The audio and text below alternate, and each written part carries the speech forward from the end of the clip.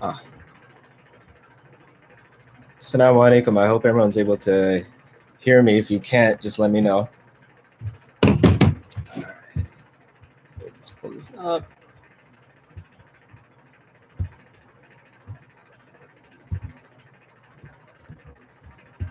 All right. Okay. Assalamu alaikum wa rahmatullahi wa barakatuhu. Bismillah wa salatu wassalam ala rasulullah alayhi salatu wassalam. Jazakallah khair for joining me, and I hope I'm able to be of some benefit, inshallah. Once again, I'm sorry for the slight delay. I didn't realize how complicated this software was. So anyway, going on with my talk, inshallah, I'll put it as directly as I can. We are in a time of hardship right now. Actually, one second. I gotta turn off my fan.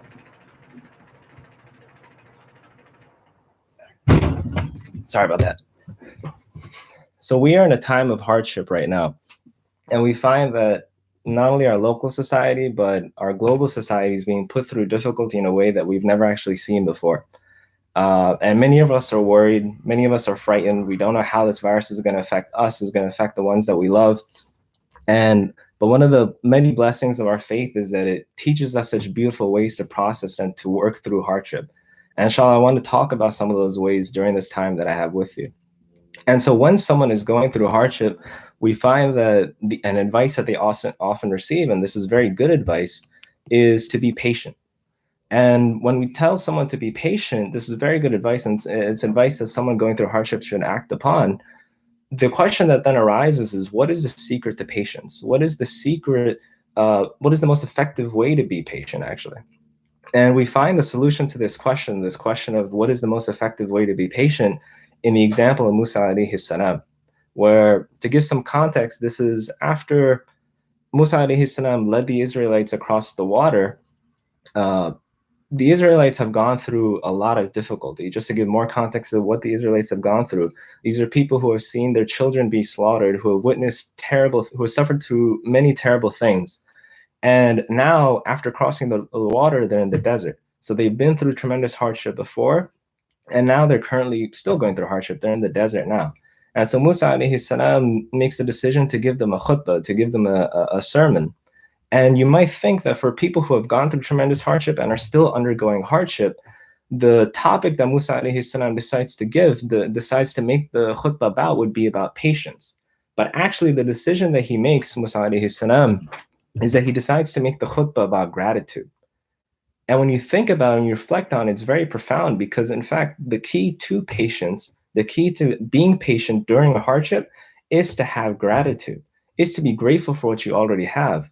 Because if you're grateful for what you already have, you'll find then that it is much easier to sustain yourself through the difficulty that you're undergoing. So if you're able to wake up and actually be mindful and think to yourself about, to be grateful for the food that's on your plate, for the water that's running through the pipes in your house, for the roof that you have over your head, for the health and the safety of the loved ones that you have, and so on and so forth, and so on and so forth, and you really are able to adopt an attitude of gratitude for those things, then you find that it's much easier then to be patient. You find then that it's much easier to be patient if you are able to be grateful. And in this khutbah that Musa alayhi salam gave to the Israelites about gratitude, there was an ayah of the Quran that was a part of it. And this ayah is found in Surah Ibrahim, chapter 14, ayah number 7, where I'll give the English translation, where it says, "And remember when your Lord proclaimed, 'If you are grateful, I will surely increase you in favor. But if you deny, indeed my punishment is severe.'" Just to repeat once again, "And remember when your Lord proclaimed, 'If you are grateful, I will surely increase you in favor. But if you deny, indeed my punishment is severe.'" So here we're taught by Allah subhanahu wa ta'ala that if we are grateful, He will surely increase us in our favor. So we know that gratitude is something that is very much encouraged, an encouraged part of our faith. And going along this topic of how gratitude and patience are intertwined, how they're interconnected, there's actually different levels of patience. And I remember being taught this by Sheikh Mikhail Ahmed Smith in a podcast that he has. Unfortunately, I don't know if this episode exists anymore on their platform. He taught us about the different levels of patience, and I'll actually use an analogy to help better understand this topic, where if you imagine there are three individuals, if you have three individuals, and each of these individuals is a different age. The first individual is a 5-month-old, the next individual is a 10-year-old, and the next individual is a 40-year-old. So you have 3 individuals. One's an infant, a 5-month-old, one's a child, a 10-year-old, and one's a middle-aged adult, a 40-year-old. And in this example, all 3 of them have a terminal form of cancer. Now, I'm not giving this example to depress you. I'll get to the point that I'm trying to make, but imagine in this example, each of them has a terminal form of cancer. But now, imagine that there's a cure that has been developed where just through one painful needle shot, the cancer instantaneously goes away. Alhamdulillah. Now, imagine each of their reactions to when they receive that needle shot. When the 5-month-old receives that needle shot, despite all the benefit they're getting from their terminal cancer immediately going away, I will guarantee you that child will not show you even the slightest ounce of patience or gratitude. That child would immediately start screaming, will immediately start crying, and will show just anger for the situation, because all they're able to focus on is the pain of the needle that they've just been struck with, and not being able to understand any of the benefit that came with that pain. Now, going to the next individual, the 10-year-old, if you imagine for the 10-year-old, that 10-year-old might have been counseled by the physician first, might understand the benefit that they're about to receive from that needle. But even when they receive that needle shot, they understand the benefits, so they steel themselves, and externally you don't really see the pain that they're feeling, but internally there's a storm, because even though they understand the benefit, they're still experiencing the pain and difficulty of that needle, and it's still causing them to feel hurt. Now, going to the next example, to the next individual, the 40-year-old who's been going through terminal cancer, 40-year-old, a little older, a little wiser, when they receive that needle shot, they will be so ecstatic and so happy for the fact that that one painful needle shot is taking away this terminal cancer that they've suffered with, that they'll actually be grateful even for the pain of that needle as well. That the pain itself will be something that they're grateful for.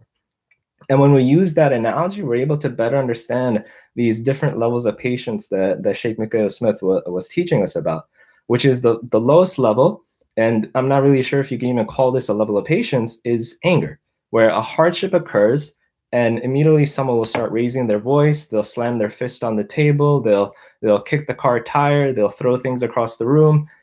This is a reaction to hardship that none of us want to have, which is anger. This is the lowest level, and this is what we want to avoid. The next level up, which many of us might actually think is that the highest level, is the one where a hardship occurs and we understand it is the will of Allah subhanahu wa ta'ala. We understand that it's the will of Allah subhanahu wa ta'ala, but internally there's still a storm. There's still pain and difficulty that's being experienced because of that hardship. But externally they're steeled. They understand it's the will of Allah, and they're tolerating it. Now, the highest level, what actually is the highest level, is that when a hardship hits, these are the people who actually say, Alhamdulillah. They're actually grateful for the hardship itself. They're content with the hardship itself.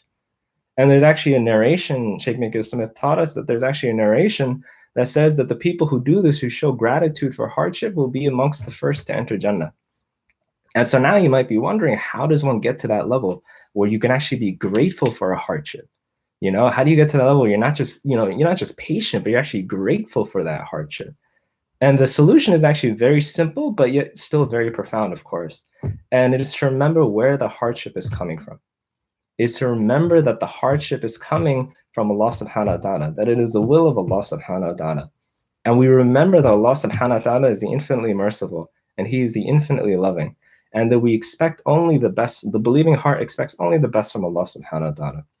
In fact, there's a quote by Imam Shafi'i, one of the greatest scholars of our deen, where he said that if we knew how Allah deals with our affairs for us, our hearts would melt out of love for Him.